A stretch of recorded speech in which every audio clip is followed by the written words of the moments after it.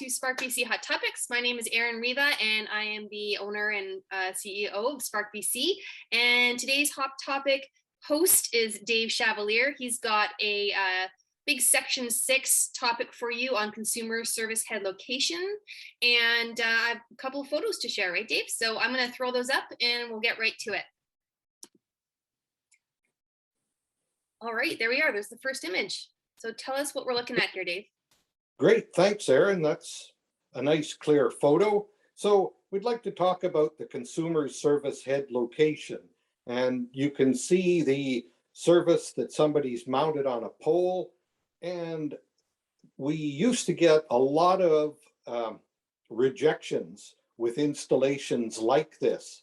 And that's because the location of the bolted clevis should be below the consumer service head. In other words, below the weather head, not above it. You'll always get the excuse, well, you know, it's crossing a road, so I put the clevis up higher. Well, then it doesn't meet Rule 6116, sub Rule B, which says that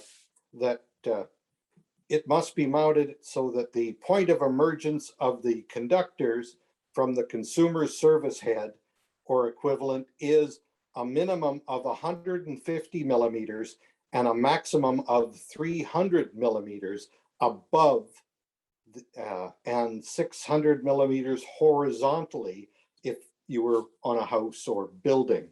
But in this case, you can see that bolted clevis isn't in the correct position at all. It could lead to in inclement weather, water coming into the weatherhead and ending up in a meter base, for example. So, you know, not a great idea.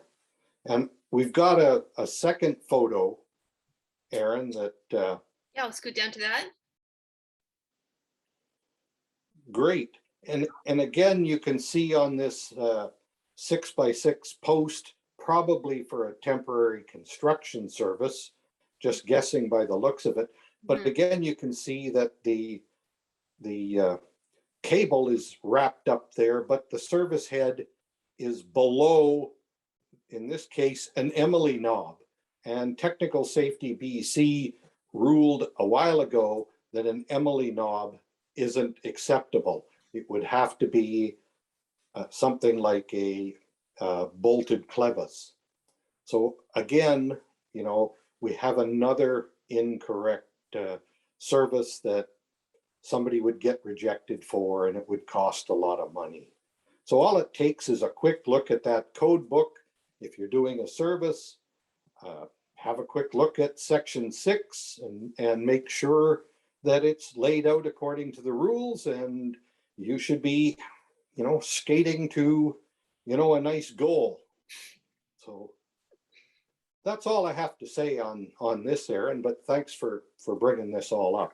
No problem, Dave. Thanks as always. Hopefully this was a great tip for some of the people out there. And we look forward to your questions. So let us know. You can always contact us through the comments below or through our email at info@sparkbc.ca. So thanks again, Dave. And we'll have you again on the show later. Thank you, Erin. Bye for now. Bye.